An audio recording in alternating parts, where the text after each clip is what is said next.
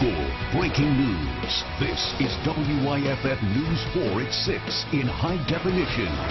South Carolina has it going on when it comes to being a Republican.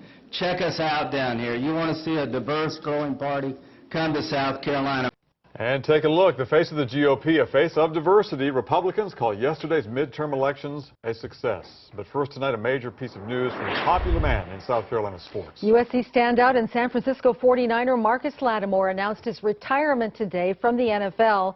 Sports director Brad Fralick joins us. And Brad, what do we know so far? Well, a sad day for football fans in this state, no doubt about that. But it's a day many of us thought may come after it became public that Lattimore had been contemplating his future in football. Lattimore announced his retirement today before ever playing a game for the San Francisco 49ers. Lattimore had an incredible high school career at Burns High School, followed it up with a career at South Carolina that was full of incredible highlights and those two devastating knee injuries. The first one in 2011. He came back from that one, and the next in 2012. Lattimore released a statement this afternoon saying although he has made significant progress in rehabbing that knee, it will not allow him to compete at the NFL level.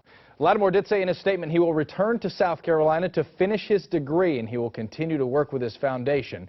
We'll hear from 49ers head coach Jim Harbaugh coming up a little later in sports. Brad, thank you. Just hours ago, we learned one of the Greenville County deputies seen in this video has resigned. The video shows an incident that happened in August at the Walmart on Whitehorse Road. 3 deputies were involved in this incident, but only one was placed on leave. He is the deputy who has now resigned. The sheriff's office has not released his name, but tomorrow the solicitor's office plans to release its findings on the case, but the sheriff's office tells us no charges are going to be filed. Now to the midterm elections, and a big night for Republicans in the Carolinas and Georgia and around the country. In South Carolina, Governor Nikki Haley and Senators Lindsey Graham and Tim Scott won big. Senator Scott made history last night, becoming the first black candidate to win a statewide race since Reconstruction. And Nikki Haley, the state's first female governor, vowed to continue to bring jobs and to create workforce training programs in the state. After his win, Senator Lindsey Graham complimented his Democratic challenger. He then turned his focus to the GOP leadership and the direction he thinks the Republican Party needs to go.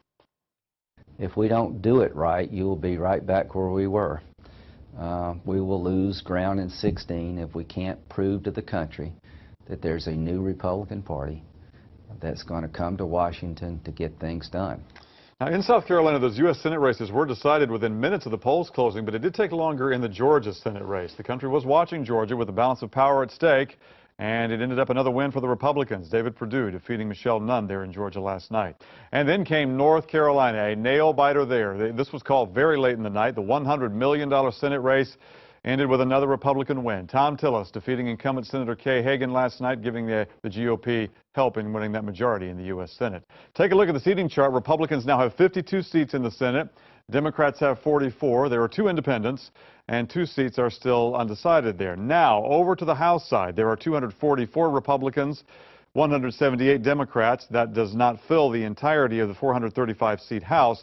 There are still 13 seats undecided, but regardless, the GOP now has control of Congress, and today Mitch McConnell talked about bringing an end to the bickering and the gridlock.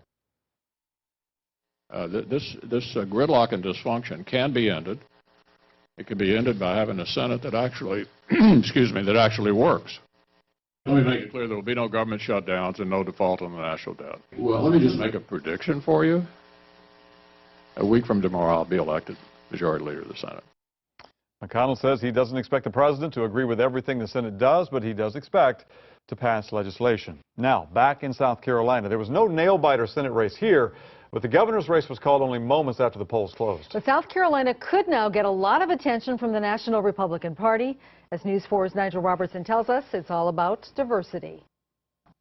Tonight, we're going to win big in South Carolina. It was a big night for Republicans, and now, according to Furman political science professor Danielle Vinson, comes a big opportunity. It's been a growing issue for Republicans at least since the 90s. People started noticing that Republicans, especially at their conventions, you would notice it was mostly white males, and particularly nowadays older white males. The issue of diversity in the GOP could be getting high-profile help from South Carolina. South Carolina has it going on when it comes to being a Republican. Check us out down here. You want to see a diverse, growing party? Come to South Carolina. Voters across the state overwhelmingly voted for a female governor, Nikki Haley, And not just a female, but an Indian American woman. Voters across South Carolina also, for the first time, elected an African American man, Tim Scott, to the U.S. Senate. But as Vinson says, that alone is not enough. It is a step in the right direction. It's not the end product. You've still got to address some of the policy issues that are keeping women from embracing the Republicans in the same way that men have. You're going to have to deal with the Hispanic immigration issues. That's something that if Republicans don't get a handle on immigration, they could seriously hurt themselves with Hispanics for an entire generation. Meaning the success of Tuesday's election for Republicans could be short-lived. Nigel Robertson, WYFF News 4, Greenville. Voters in Spartanburg County chose to allow Sunday alcohol sales at restaurants, bars, and hotels. Now the focus is on the impact that will have across the county. WYFF News 4's Mike McCormick is live and local in Spartanburg County for us tonight. Mike, what did you find out? Well, Carol, the majority of business owners seem pretty happy about this. The Boiling Springs Ale House, for instance, is actually closed on Sundays for now, but that's going to change all because of the election. Employees there say Sunday sales would be huge, especially during football season. Customers started telling them months ago that they should open up on Sundays. The Spartanburg County vote will not allow for sales at stores. Keep that in mind. County leaders believe the move by voters is huge because it'll attract new restaurants and hotels, especially with Bass Pro Shops coming. If you look around the county, you don't see a lot of big hotels outside of, downtown Spartanburg. And that might be a cause that they haven't located here. So I think it's a very positive statement, to not only the Southeast and to the country that the voters made yesterday. I think it shows that we're very progressive. Ken, I did say that the majority of business owners seem pretty happy about this. There is fear among some of them that the Sunday alcohol sales won't bring in enough money to offset the cost of the required license. Those business owners also worry that not selling on Sundays will make customers mad and then they'll lose that business. But of course, only time will tell exactly what will happen. Mike McCormick, WYFF News 4, live tonight in Spartanburg. All right, Mike, thank you. Now to Greenville County, and now that the voters there have said no to a penny sales tax hike, the question becomes where will the money come from to fix the roads? WYFF News 4's Myra Ruiz is live and local in Greenville for us tonight. Myra? Well, Michael, there is quite an extensive list of projects that would have been paid for with revenue from the penny sales tax, but now that that's no longer an option, the focus is now on getting funding from the state legislature in Columbia. Supporters of the penny sales tax say it would have generated about $600 million over 8 years, and they say now Greenville County will be lucky to get even $20 million from the state, if anything at all. Meantime, Greenville County Council members say that the council did its job by letting voters decide whether they were willing to help foot the bill.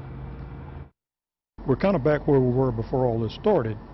Now there's been a lot of promises made out of Columbia, and we hope that they'll come up with a plan that'll address the problems that we still have here in Greenville County, but that's a wait and see. We're just like everybody else on that.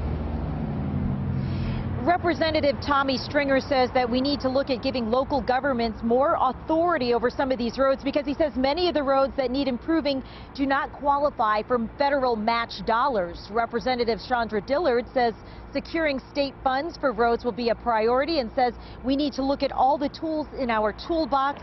Relying on the gas tax isn't going to cut it. Now, both Representatives Stringer and Dillard say that South Carolina ranks 4th in the country for having the highest number of roads that are not covered by federal match dollars. Myra Ruiz, WYFF News 4, live in Greenville County.